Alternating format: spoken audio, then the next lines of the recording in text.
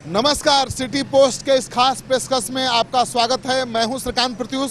आपको पता है कि पटना पिछले 6 दिनों से पानी में डूबा हुआ है और 5वें दिन से जल निकासी का काम युद्ध स्तर पर शुरू हो पाया है।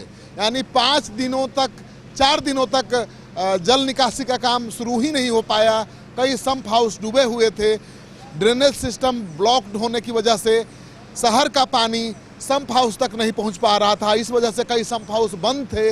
लेकिन अब कोल इंडिया से कई ज़्यादा क्षमता वाली मशीन मंगाई गई है पानी निकासी की और वो काम लगातार कर रही है।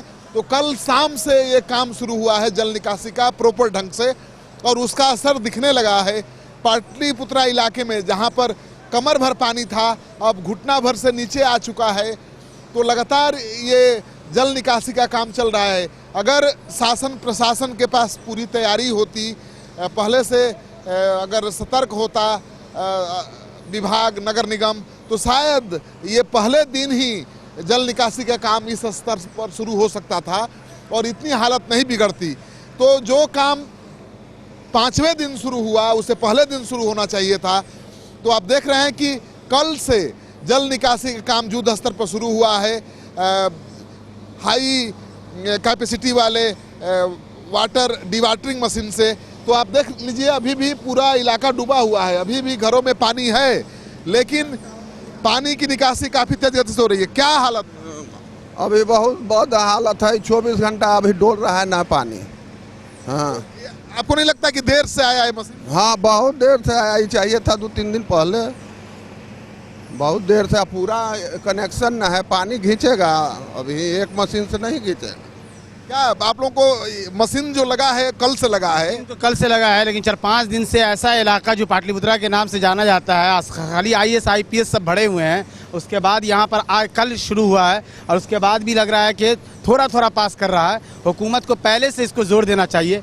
रविशंकर प्रसाद जी ने कहा कि हम 4 वहाँ से हेलीकॉप्टर के ज़रिए से मंगवा रहे हैं या किसी से। उसके बाद फ़ौरन अपनी बयान को बदला और उसके बाद सहाफ़ियों से लिखवाया कि अब ट्रैक्टर ट्रक से आ रहा है। हालांकि हमको लगता है मेरे अंदाज से कि उनकी ज़बान फिसल गई होगी, वो ट्रैक्टर से मंगवा रहे होंगे। पहले से व्यवस्था सरकार को करनी चाहिए, नहीं तो नीतीश कुमार की ये हालत होगी कि वो कहते रहेंगे कि ज़माने की गर्दिश कहाँ ले चलेगी, कुर्सी कुमार को कुर्सी कहाँ मिलेगी। पटना की जनता खुसूसन बहुत बेहाल है और अभी तक सही से पानी नहीं निकाला गया, जो आजकल मुश्किल नहीं है।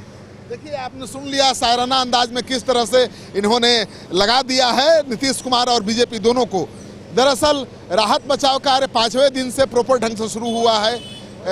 जल निकासी का खासतौर पर काम, राहत बचाव कार्य, पैकेट बांटने का और लोगों को रेस्क्यू करने का काम तो दूसरे दिन शुरू हो गया था, लेकिन जल निकासी का काम 4 दिनों बाद 5वें दिन से शुरू हुआ है और 6वें दिन थोड़ा असर दिखने लगा है। लेकिन ये भी नाकाफी है।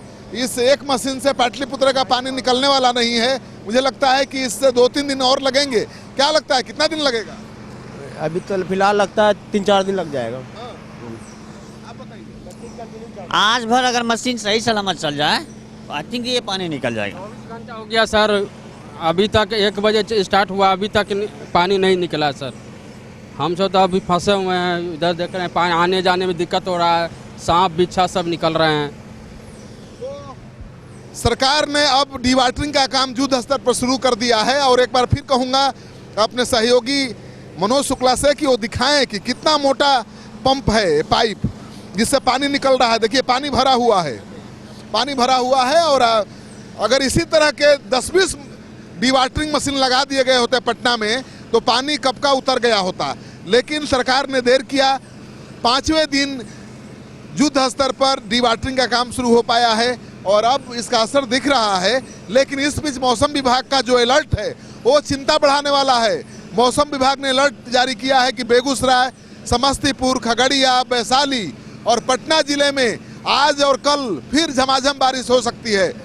तो अभी तो डिवाटरिंग का काम शुरू ही हुआ है और इस बीच अगर 2 दिनों की झमाझम बारिश हो गई तो स्थिति और बिगड़ जाएगी।